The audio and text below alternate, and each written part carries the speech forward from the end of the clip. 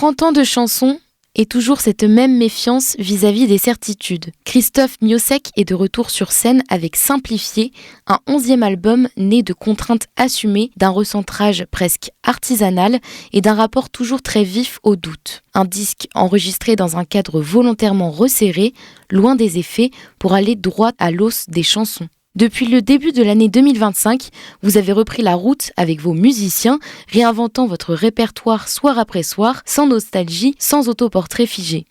Vous serez en concert le mardi 27 janvier au Centre culturel Julio Bona à Lillebonne et on va ensemble aujourd'hui prendre le temps de parler d'écriture, de scène, de silence et de contraintes. Et de ce que simplifier veut dire quand on écrit et qu'on chante depuis 3 décennies. Christophe Miossec, bonjour. Bonjour. Merci d'être avec nous. De rien. Alors, Simplifié, ce titre est arrivé tard. Vous dites presque comme une révélation. Qu'est-ce que ce mot est venu nommer exactement dans votre manière de travailler ?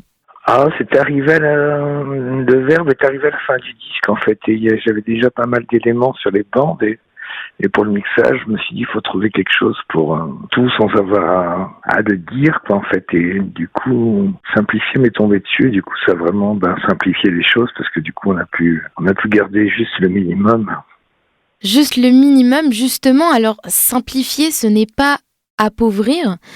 Et comment on fait pour enlever, sans perdre la tension, l'émotion et la chair des chansons ? Alors, si une chanson se tient debout, normalement, elle devrait tenir avec juste un piano-voix ou une guitare-voix, quoi, en fait. Je me suis rendu compte que par le passé, j'ai des mauvaises chansons, j'ai essayé de les sauver, de rajouter des choses, de mettre des pansements un peu partout, et en fait, ça colle pas du tout. Donc là, c'était dans un but minimaliste, vous direz ? Oui, puis la méthode de travail l'était également, quoi, en fait. On n'était que 3 personnes à travailler sur ce disque. Donc, j'ai fait les instruments, Paul Le Gall les enregistrait, c'était un Brestois, et Alexis Delongue est venu mixer et faire des instruments additionnels, donc pas énormément non plus, donc c'était vraiment en trio, quoi, en fait, mais avec 2 musiciens. Oui, c'est ça, vous étiez 3, et il n'y avait qu'une seule boîte à rythme et peu d'accords. Est-ce que toutes ces contraintes, c'était une manière de défier le confort ? C'est qu'aujourd'hui, avec un ordinateur, on peut tout faire. En fait, on peut avoir des orchestres symphoniques à portée de clic, on peut avoir tous les instruments du monde et tous les effets spéciaux possibles et imaginables. Et là, du coup, oui, d'avoir une boîte à rythme de 1969, moi, ça m'obligeait à rester dans les clous, quoi. Enfin, puis j'adore la contrainte pour travailler, ça mène une discipline.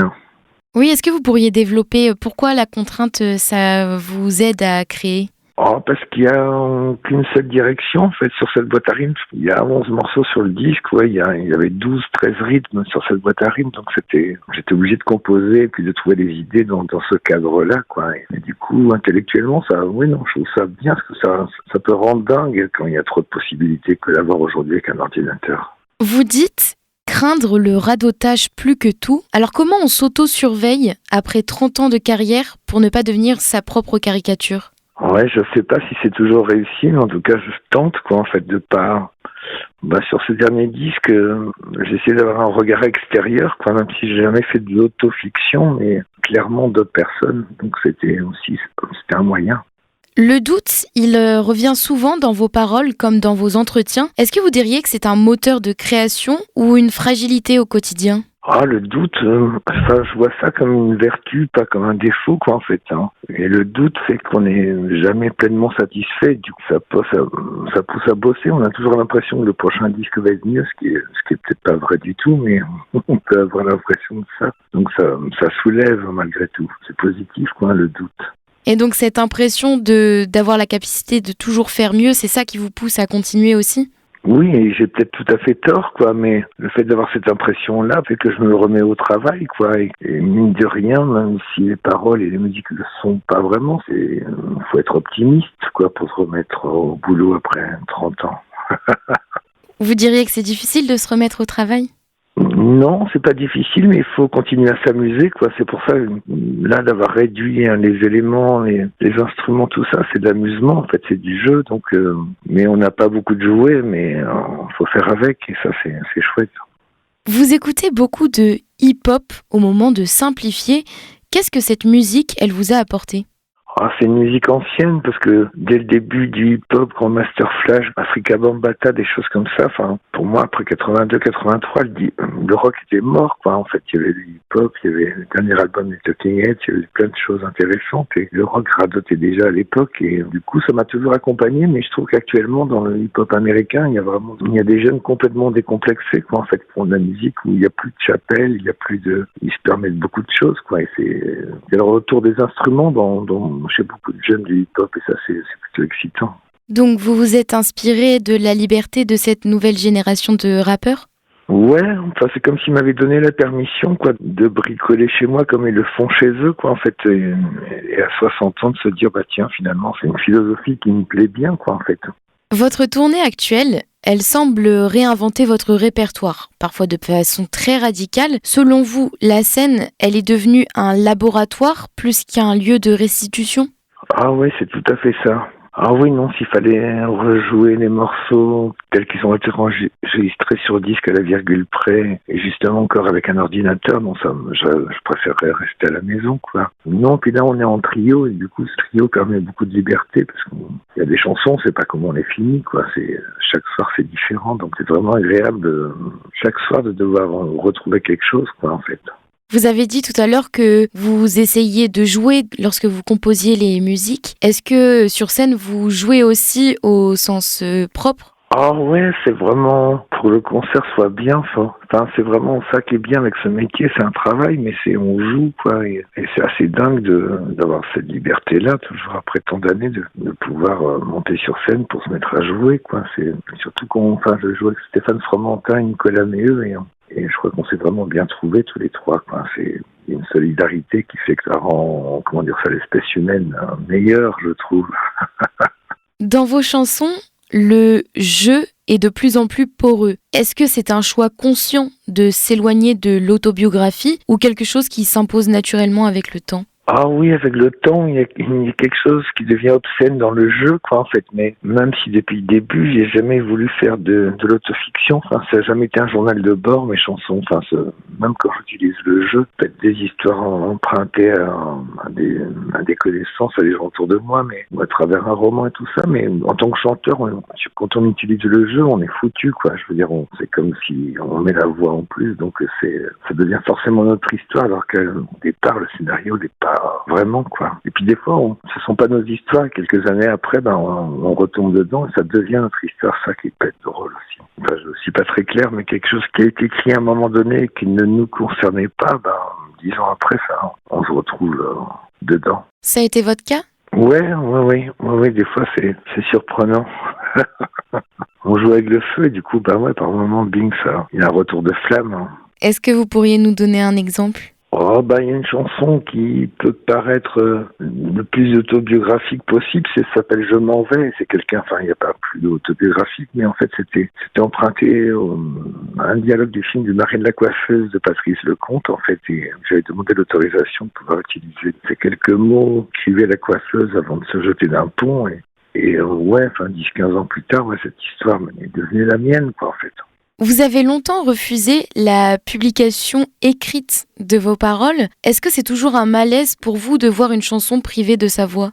Ah oui, moi je suis assez honteux quand je vois depuis le départ, moi j'ai toujours été contre le fait que les paroles soient imprimées dans un disque. Ça, c'est un combat que j'ai perdu contre les maisons de disques, mais c'est pas grave parce que j'ai pu en gagner d'autres. Mais c'est une concession que je fais. Mais c'est vrai que pour moi, une chanson ne devrait jamais être lue, quoi. En fait, ça ressemble à rien une chanson sur le papier. C'est fait pour être dans l'air, quoi. En fait, je lis de la poésie, c'est sur du papier, mais je sais que en écrivant des chansons, je ne fais pas de la poésie, quoi. Mais pourtant, les paroles, à elles seules, elles ont un sens. Elles portent une histoire tout de même. Ouais, mais elles sont faites pour avoir une voix qui la porte et une musique qui la porte. Et c'est pas fait pour être enlevé de la voix et de la musique, quoi. Vous avez écrit pour d'autres voix, Gréco, Birkin et Johnny même.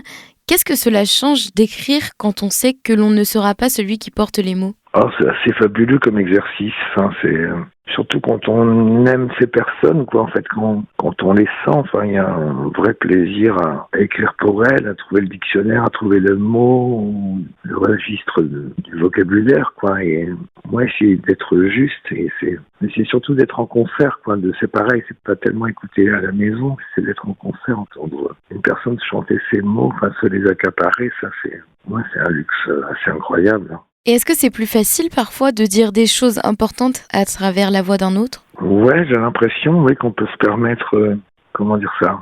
Oui, il y a des paroles que j'ai écrites pour les autres, je pourrais pas les chanter, en fait. J'ai essayé et c'est autre chose, c'est pas. Puis c'est pareil, on revient au jeu, quoi. Enfin, c'est un jeu avec l'écriture, à essayer des fois on écrit à partir d'une mélodie, d'un yaourt, donc faut compter les pieds, tout ça, donc ça devient assez technique et c'est là que ça devient aussi assez excitant. Et qu'est-ce que vous avez écrit pour quelqu'un d'autre que vous ne pouviez pas chanter ? Oh, il y a une chanson pour Jane Birkin qui s'appelle Les Avalanches que j'aime beaucoup, mais que je ne pourrais pas chanter en fait parce que c'est très loin de moi, même si je vois la scène, si je vois tout, mais même les textes que j'ai écrits pour Johnny, non, je peux pas, j'ai tenté, mais non, c'est ridicule quoi en fait. Enfin, non, c'est hors sujet. C'est hors sujet, mais pourtant, ce sont des mots qui viennent de vous, donc il y a quand même une part de votre personne. C'est des paroles que vous incarnez. Oh non, c'est des paroles qui ne me sont pas destinées, quoi, en fait. C'est-à-dire que même dans le style d'écriture, pour Juliette Gréco, Jane Birkin, en plus, on écrit au féminin, là, c'est plutôt encore, c'est vraiment excitant, quoi, de devoir écrire au féminin. Et on sait on n'est pas là, mais on essaye d'approcher, quoi. Enfin, j'ai une dernière question pour vous. Qu'est-ce qui vous donne encore envie de monter sur scène et de composer aujourd'hui ? Monter sur scène, ça pourrait s'apparenter, mais je crois qu'on n'est pas loin de ça, quoi. C'est quand même, mine de rien, c'est de la drogue. Enfin, pendant 1h30, 2 heures, il se passe quelque chose qu'on ne trouve pas dans la vie de tous les jours, quoi, dans la vie quotidienne. Il y a une excitation, enfin, il y a le trac, il y a tout ça, et c'est... Ouais, non, le cerveau, le corps génère plein de chimie, et c'est quelque chose qu'on retrouve pas... Ouais, non, qu'on trouve pas dans la vie quotidienne, quoi. C'est assez irréel, en fait, hein. Enfin, ça n'est pas normal pour moi de monter sur scène, en tout cas. Merci Christophe Miossec d'avoir pris ce temps avec nous. Oui, merci. Je le rappelle que vous serez en concert mardi 27 janvier au Centre culturel Julio Bona à l'occasion de votre tournée. Au plaisir de vous recevoir pour un 12e album Qui sait. Merci encore et bonne continuation. Merci à vous pour la préparation. Merci.